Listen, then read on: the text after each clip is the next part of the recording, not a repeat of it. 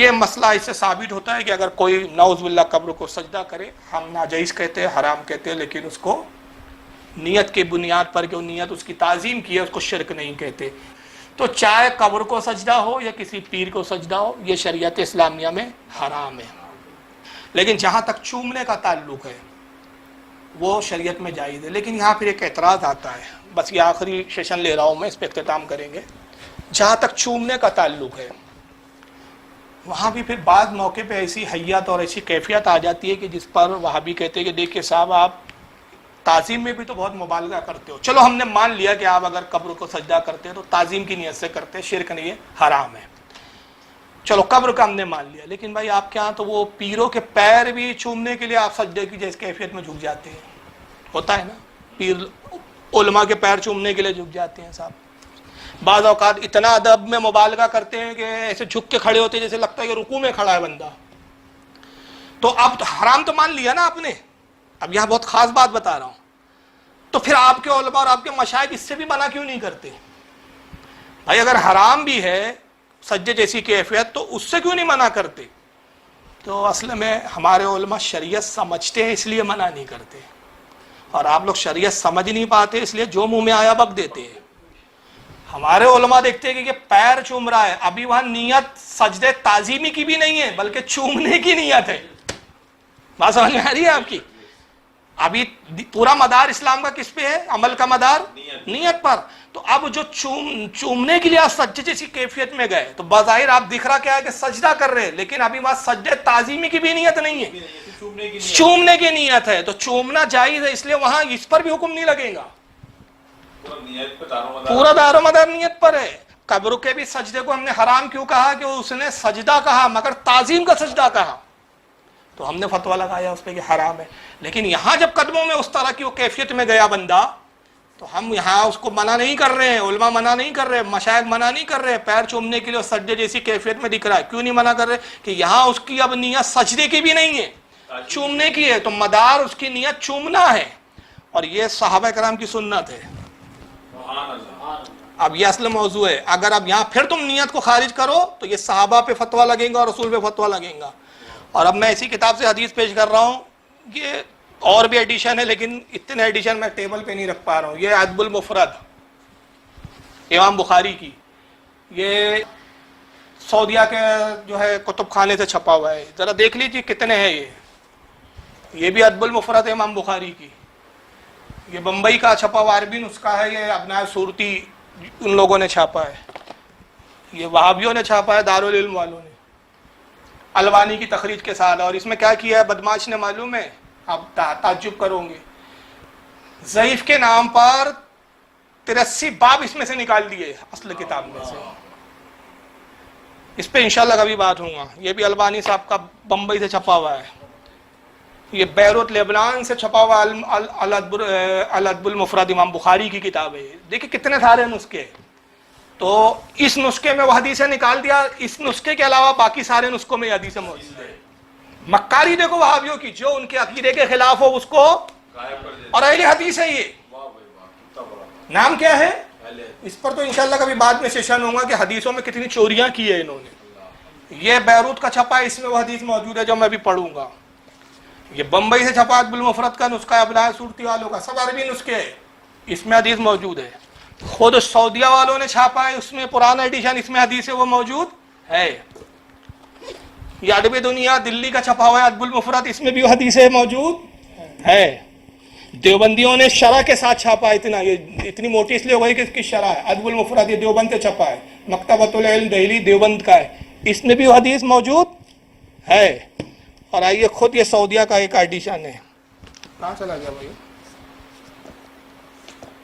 درود شریف پڑھیں آپ. یہ صلی اللہ علیہ نبی الامی وعلی آلہ وصحبہ وبارک وسلم. یہ دارالسلام اہل حدیث کا سعودیہ کا چھپا ہے، اس میں بھی حدیث موجود ہے، مگر صرف البانی صاحب کے ایڈیشن سے وہ حدیث غائب کر دی گئی. اتنے سارے اور بھی ایڈیشن ہیں، کچھ اور رکھے ہوئے ایک دو. یہ بھی ان سارے فی الحال اس نسخے کے نمبر کے تحت جو دارالسلام کا چھپا ہے، اس میں اچھا اصل میں حدیث نمبر بھی آگے پیچھے ہو گئے، کچھ تو کتابت کی غلطی سے، اور کچھ البانی صاحب کی کارستانی کی وجہ سے حدیث کے نمبر آگے پیچھے ہو گئے. تو یہ دارالسلام والے نسخے کی حدیث نمبر میں بتا رہا ہوں, لیکن باب کے تحت یہ آپ حدیث ڈھونڈو گے تو یہ حدیث ہر ایڈیشن میں آپ کو مل جائے گی. باب کے تحت حدیث ڈھونڈو گے, لیکن یہ دارالسلام سعودیہ کا جو نسخہ ہے اس کے تحت حدیث نمبر 980 ہے. امام بخاری ادب المفرد میں اپنی کتاب میں باب قائم کرتے ہیں, باب کا نام ہے تقبیل الرجل, حدیث نمبر 980. حضرت ابن عامر رضی اللہ تعالیٰ عنہ کہتے ہیں قدمنا, کہ ہم مدینے میں آئے, حضور کی بارگاہ میں حاضر ہوئے. یہ قبیلے کے لوگ تھے. کہتے فقیلا ذاک رسول اللہ صلی اللہ علیہ وسلم. جب ہم حضور کی خدمت میں گئے تو ہمیں تعارف کرایا گیا اور بتایا گیا کہ یہ رسول اللہ صلی اللہ تعالی علیہ وسلم ہے. تو اب ان جو صحابہ تھے, یہ جو ایمان لا چکے تھے, حضور سے ملاقات کے لیے آئے تھے کہ سرکار سے ابھی ایمان تو لا لیا ہم نے, صحابہ کی تبلیغ پر ایمان لا چکے تھے, یہ مسلمان ہیں, صحابی ہیں, اب حضور کو بھی دیکھنے کا شرف حاصل کر لیں. اس گھر سے مدینے میں آئے, اور جب حضور کی خدمت میں پہنچے تو صحابہ نے بتایا یہ ہے ذاکر رسول اللہ صلی اللہ علیہ وسلم, یہی ہے رسول اللہ صلی اللہ علیہ وسلم. تو انہوں نے کیا کیا, ایک دو نہیں, پورے قبیلے آئے, پوری صحابہ کی جماعت. وہ کہتے ہیں فاقزنا بِیَدِهِ وَرِجْلِهِ نُقَبِّلُوهَا, ہم نے حضور کے قدم مبارک کو پکڑا اور اس کو چومنے لگے. سبحان اللہ. حضور کے ہاتھوں کو بوسے دینے لگے, حضور کے قدموں کو بوسہ دینے لگے. تو بتائیے یہ شرک نہیں ہو رہا تھا کیا؟ پھر کیا معاذ اللہ رسول اللہ گوارا کر رہے ہیں اس کو, اور امام بخاری جیسا محدث لکھ رہا ہے اس کو, اور تم بدماشی کے طور پہ نکال دے رہے ہو اس حدیث کو کیونکہ تمہارے عقیدے کے خلاف ہے. اس لیے کتنی بڑی بدماشی ہے یار, یہ جرت دیکھو ان کی. لیکن یہ بھی تو ایڈیشن تمہارا ہی چھپا ہوا ہے. غلطی کیا ہوئی ہے کہ آپ خود پہلے چھاپ چکے ہیں. یہ دو نسخے تو سعودیہ کے ہیں بھائی, یہ دو نسخے تو سعودیہ کے ہیں, ریاض کے دونوں, ایک دارالسلام کا اور ایک ابن باز کا مکتبہ ہے, یہ مکتبہ ابن باز کے نام سے, دونوں سعودی عرب کے نسخے ہیں. لیکن ان میں تو یہ حدیثیں موجود ہے, نکالنے سے بھی ہوں گا کیا؟ پھر باقی تو ایڈیشنوں میں ہے اور دوسرے ایڈیشنوں میں آج تک چھپ رہی ہے. تو وہ کیا کہتے ہیں کہ جیسے ہم نے رسول اللہ کو دیکھا فاخذنا, ہم نے بے یدہی, حضور کے دستے مبارک کو پکڑا, دستے مبارک کو لیا اور اس کو کیا کیا, ورجلہی, حضور کے قدم مبارک کو بھی ہم نے تھاما, ونقبلوہا, ہم نے اس کو بوسہ دینے لگے, پیروں کو پکڑ کے چومنے لگے. پیروں کو کیسے چومیں گے ذرا مجھے چوم کے بتائیے بھائی. سجدے جیسی کیفیت ہوں گی کہ نہیں, جھکنا پڑے گا کہ نہیں, جھکوں گے کہ نہیں؟ چاہے رسول اللہ زمین فرش زمین پر تشریف فرماؤ یا کسی ممبر پہ بیٹھے ہو, مگر چومنے والے کو تو سجدے جیسی کیفیت میں جانا پڑے گا. اور پھر اس حدیث کو امام بخاری کے علاوہ امام ابو داؤد نے بھی لکھا ہے اپنی سنن میں, وہاں بھی وہابیوں کو حدیث نہیں ملی. سنن ابو داؤد میں کتاب الآداب حدیث نمبر 5225, اور امام طبرانی نے بھی اس کو لکھا ہے معجم الکبیر کے اندر, جلد نمبر 5 صفحہ 275, حدیث نمبر 5313 کے تحت. اور امام مزی نے بھی اس کو لکھا ہے تہذیب الکمال, جلد نمبر 9 صفحہ 266 کے تحت. آئیے یہی ادب المفرد ہے. اب چلیے, یہ تو عام صحابی تھے جو چوم رہے تھے, اور چوم کس کو رہے تھے؟ اللہ کے رسول کو. پہلے حدیث کون سی تھی؟ 980. اسی کے بعد یہ دوسری حدیث ہے 931. وہی باب ہے, باب تقبل الرجل. اس کے تحت امام بخاری نقل کرتے ان صاحبین قال رأيت عليا يقبل يد العباس ورجله, کہتے ہیں کہ حضرت صہیب رضی اللہ تعالیٰ عنہ روایت کرتے ہیں کہ حضرت صہیب کہتے ہیں کہ میں نے حضرت علی کو دیکھا کہ اپنے چچا حضرت عباس کے پیروں کو اور ان کے ہاتھوں کو بوسہ دے رہے ہیں. حالانکہ منصب اور مقام میں علی حضرت عباس سے بلند ہے, کیونکہ خلفائے راشدین ہیں, ایمان لانے والوں میں اولین ہیں, مہاجرین میں سے ہے, اصحاب بدر میں سے ہے, اصحاب احد میں سے ہے. کون سی فضیلت ہے جس میں مولا کائنات نہیں ہے؟ صحابہ کے جتنے فضائل کے درجے, ہر درجے میں مولا کائنات شامل ہے. حضرت عباس سے بلند ہے مقام و مرتبے میں, لیکن چچا عمر کے اعتبار سے, رشتے کے اعتبار سے, تو چچا ہونے کی نسبت سے مولا کائنات کیا کر رہے ہیں؟ چوم رہے ہیں. حضرت صہیب کہتے ہیں میں نے دیکھا, ایسا نہیں ہے سنا, ہاں یہ نہیں ہے روایت میں کہ سنا, کہ سنا میں ڈاؤٹ ہو سکتا ہے. وہ کہتے ہیں رائے تو میں نے خود دیکھا, رائے تو علی, میں نے علی کو دیکھا, یقبل ید العباس ورجلہ, کہ میں نے دیکھا کہ حضرت علی اپنے چچا حضرت عباس کے پیروں کو بھی چوم رہے ہیں اور ہاتھوں کو بھی چوم رہے ہیں. تو بھائی اب کیا کہوں گے اس بارے میں؟ حضرت علی کو بھی عباس پوچھوا کہوں گے؟ مولا کائنات بھی تمہارے فتوے سے. اب حضرت عباس کے پیر جب علی چوم رہے ہوں گے تو کیا کیفیت ہوگی ذرا بتائیں. بغیر سجدے جیسی کیفیت میں کوئی پیر چوم کے مجھے دکھا دے, چلو کسی کے پیر چوم کر دکھا دے، کیا پیر کو ایسا اٹھا کے چومیں گے کیا؟ آپ کے سامنے والا گر جائے، پتہ چلا ادب کم ہوا، الٹا بے ادبی ہو گئی کہ اسی کو پلٹا دیا آپ نے۔ اب آئیے، یہ ہے صحیح ابن خزیمہ۔ یہ کیا ہے؟ امام ابن خزیمہ کی وہ کتاب ہے جس میں انہوں نے صحیح حدیثوں کو جمع کیا، اس نے اس کا نام رکھا صحیح ابن خزیمہ۔ اس صحیح ابن خزیمہ میں وہابیوں کو صرف ایک حدیث ملتی ہے بیچاروں، ان کے کام کی، کون سی؟ کہتے سینے پہ ہاتھ باندھنے کی، اور وہ بھی ضعیف ہے، حالانکہ ضعیف ہے، لیکن وہ ایک ہی حدیث کے لیے صحیح ابن خزیمہ یاد آتی ہے، باقی کسی حدیث کے لیے صحیح ابن خزیمہ یہ دیکھتے بھی نہیں بیچارے غریب۔ صحیح ابن خزیمہ جلد نمبر 4 صفحہ نمبر 213 حدیث نمبر 2714، حدیث نمبر 2714، کتاب المناسک، اور باب قائم کیا امام ابن خزیمہ نے السجود علی الحجر الاسود۔ اب آئیے حدیث کیا نقل کرتے ہیں امام ابن خزیمہ رضی اللہ تعالیٰ عنہ، کہتے ہیں حدثنا محمد ابن بشار، حدیث بیان کی ہم سے محمد بن بشار نے، حدثنا ابو عاصم، وہ حدیث بیان کرتے ہیں حضرت ابو عاصم سے، حدثنی جعفر ابن عبداللہ قال رأیت محمد ابن عباد ابن جعفر قبل الحجر وسجد علیہ ثم قال۔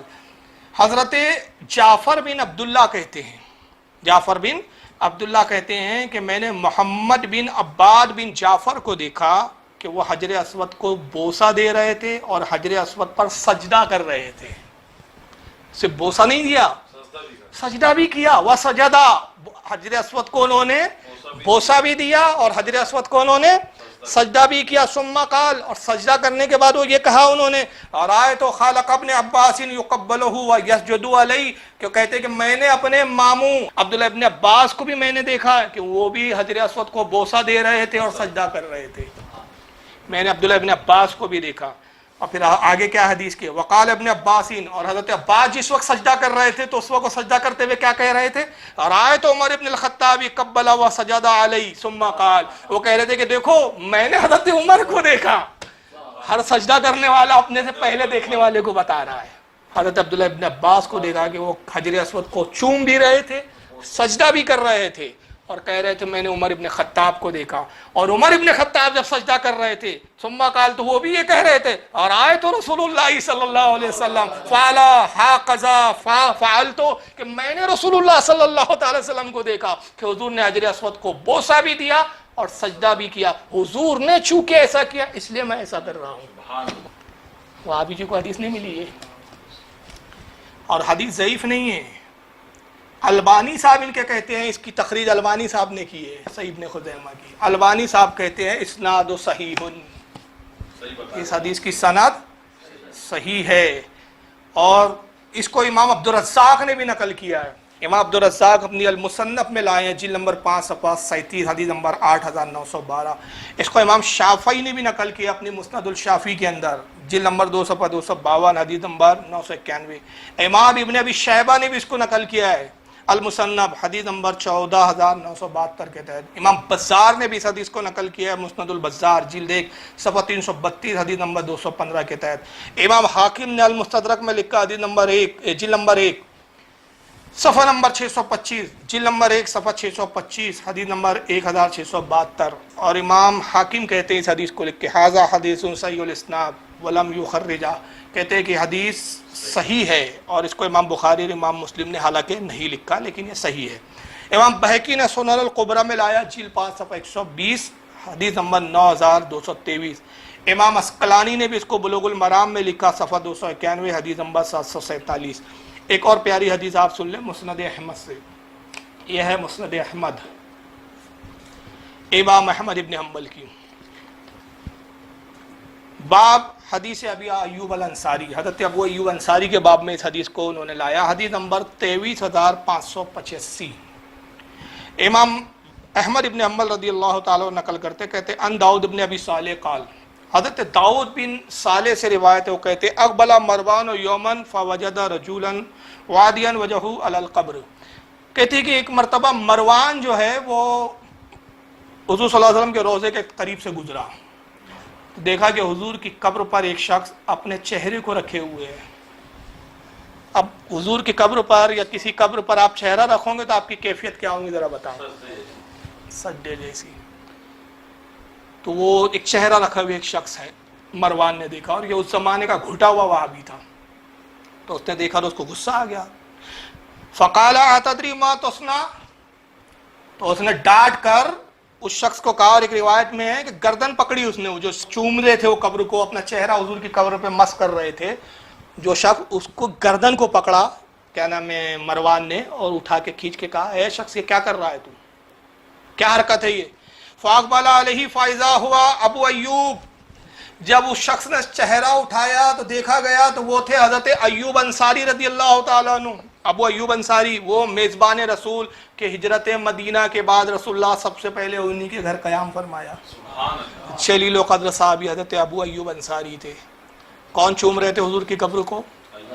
کون چہرہ مس کر رہے تھے قبر رسول پر؟ قبر پجوا تھے یہ. وہاں بھی ایک توحید کے سمجھنے والے زیادہ آ گئے, یہ قبر پوجا ہو رہی تھی صاحب. اور مروان وہی تھا جو اس وقت شرک کا فتویٰ لگا رہا تھا. کہا یہ کیا کر رہا ہے شخص, تجھے پتا ہے کچھ حرکت کیا ہو رہی ہے؟ فقالا نعم, انہوں نے چہرہ اٹھایا, کہا میں جانتا ہوں میں کیا کر رہا ہوں, مجھے مت سمجھا زیادہ. وہاں بھی مت بن, اپنی جماعت اپنے پاس رکھ. ہم تو رسول اللہ کے صحبت یافتہ ہے, ہم عاشق رسول ہے, ہمیں مت سمجھا. نعم میں جانتا ہوں. جی تو رسول اللہ صلی اللہ علیہ وسلم ولم آتی الحجر, میں رسول اللہ کے پاس آیا ہوں, کسی پتھر کے ڈھیر کے پاس نہیں آیا ہوں. کیا جملے تھے ان کے. تو کیا سمجھ رہا ہے, قبر کے پتھروں کو چوم رہے ہم, ارے رسول اللہ کو بوسے دے رہا ہوں میں, کیونکہ حضور حیات ہے, میں پتھروں کے ڈھیر کے پاس نہیں آیا ہوں. ولم آتی الحجر, میں پتھروں کے ڈھیر کے پاس نہیں آیا ہوں, بلکہ کس کے پاس آیا ہوں؟ جی تو رسول اللہ صلی اللہ علیہ وسلم, میں رسول اللہ کے پاس آیا ہوں, حضور سے ملاقات کے لیے آیا ہوں. اور پھر اس کے بعد کیا کہا, سمعت رسول اللہ صلی اللہ علیہ وسلم یقول, ہاں میں نے رسول اللہ کو کہتے ہوئے سنا ہے. حضرت ایوب کہتے جواب میں کہ بدبخت, مجھے روک رہا ہے تعظیم نبی سے. اور گویا کہ حضرت مفتی اعظم کی زبان میں ابو ایوب انصاری کہہ رہے تھے کہ سنگے درے جانا پر دھرتا ہوں جبی سائی, سجدہ نہ سمجھ نجدی, سر دیتا ہوں نذرانہ. سجدہ سمجھ رہا ہے تو اس کو شرک بولیں گا اس کو. تو کہا میں نے رسول اللہ کو کہتے ہوئے سنا. سمعت رسول اللہ صلی اللہ علیہ وسلم, ہاں میں نے رسول اللہ کو کہتے ہوئے سنا کہ اے ابو ایوب, اس وقت تک تو غم نہ کرنا, آنسو نہ بہانا, رونا مت, جب تک دین میں, دین کے چلانے والے, دین کے سمجھانے والے اس کے اہل ہو, اس کے جانکار لوگ ہو, جب تک دین سمجھانے والے.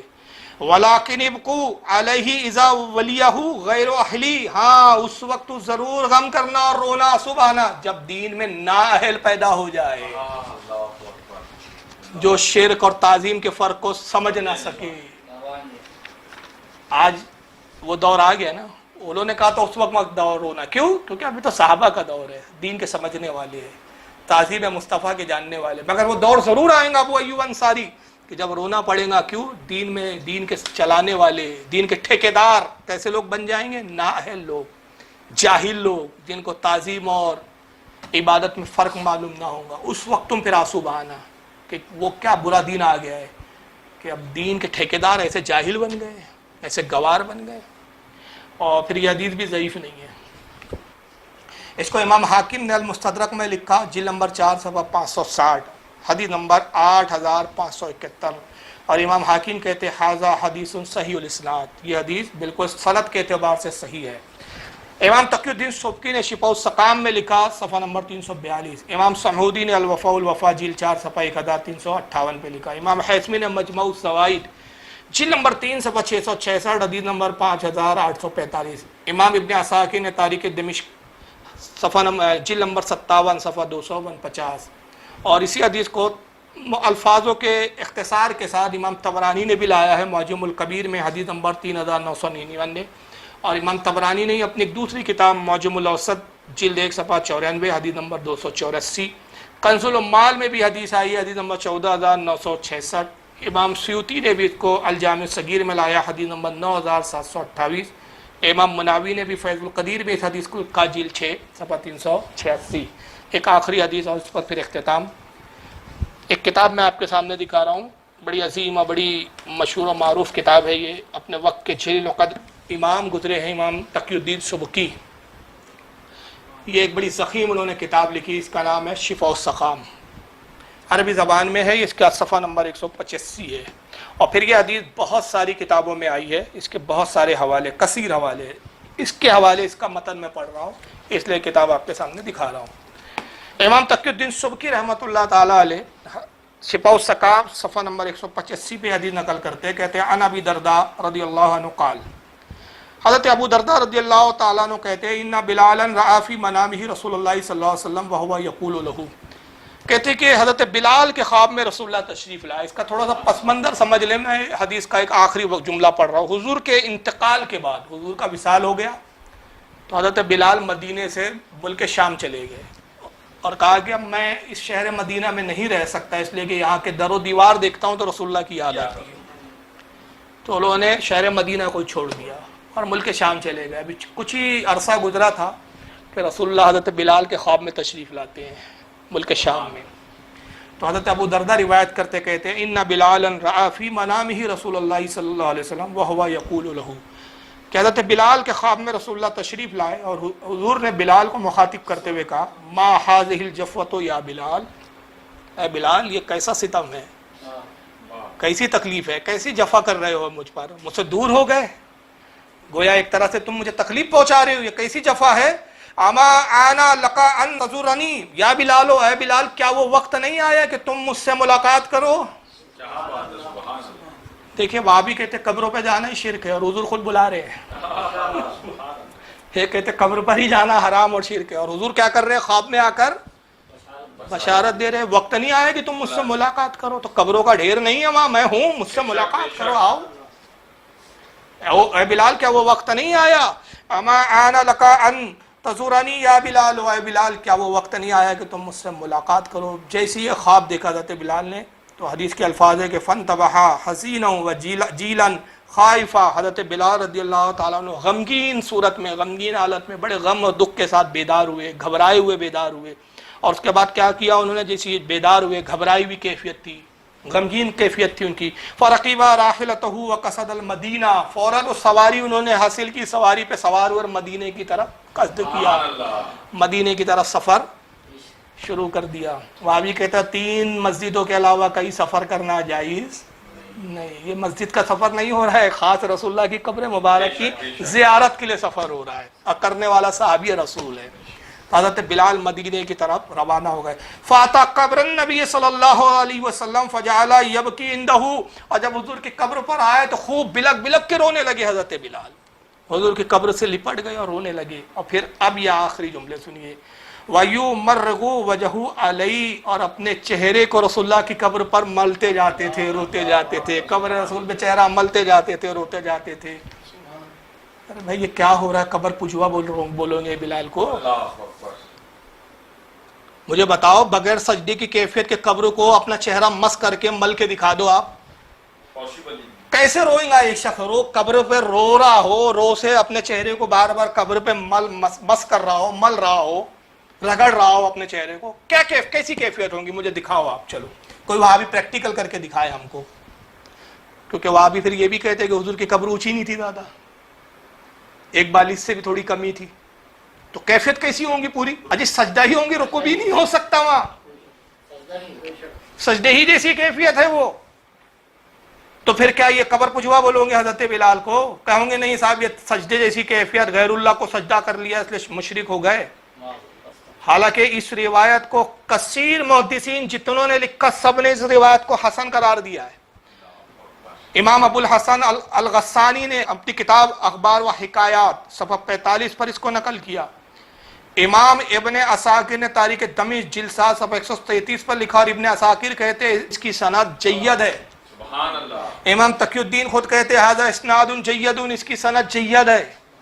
ابن اسیر نے اپنی کتاب عد الغابہ جلد 1 صفحہ 308 پہ اس حدیث کو لکھا۔ امام نووی نے تہذیب الاسماء واللغات جلد 1 صفحہ 136 پر اس روایت کو لکھا۔ علامہ ذہبی نے تاریخ الاسلام جلد 17 صفحہ 66 پہ لکھا۔ پھر علامہ ذہبی ایک دوسری کتاب ان کی سیار الاعلام النبالہ جلد 1 صفحہ 358 پہ اس حدیث کو لایا۔ امام سخاوی رحمۃ اللہ علیہ نے اپنی کتاب التحفۃ اللطیفہ فی تاریخ المدینہ الشریفہ جلد 1 صفحہ 221 پہ لایا۔ امام سمہودی نے اس کو الوفاء والوفاء جلد 4 صفحہ 1356 پہ لایا۔ امام ابن حجر المکی نے اپنی کتاب الجوہر المنظم صفحہ 65 پہ لایا۔ علامہ فیروز آبادی جو صاحب القاموس ہے अस्सलातु वल बुशर सफ़ा नंबर 154 पे लाया। हज़रत इमाम बुरहानुद्दीन हलवी ने अपनी किताब अस्सीरतुल हलविया जिल्दो सफ़ा 308 पे लाया। शाह अब्दुल हक मौदी से दैलवी ने मदारिजुन नबुव्वत जिल्दो सफ़ा 583 पे इसको नकल किया। हत्ता के गैर मुक़ल्लिद के नाम नहाद अहले हदीस के बहुत बड़े अल्लामा है शौकानी साहब।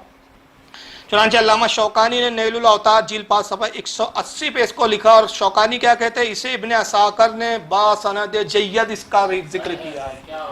शौकानी भी इब्ने असाकिर का हवाला देके कहते हैं कि इसकी सनद कैसी है, जय्यद है। तो अब आज के मौजू को अगर मैं बांटूँ तो 3 तबके हैं मुसलमान, मतलब इस वक्त अहले इस्लाम के जो दावेदार है 3 तबके।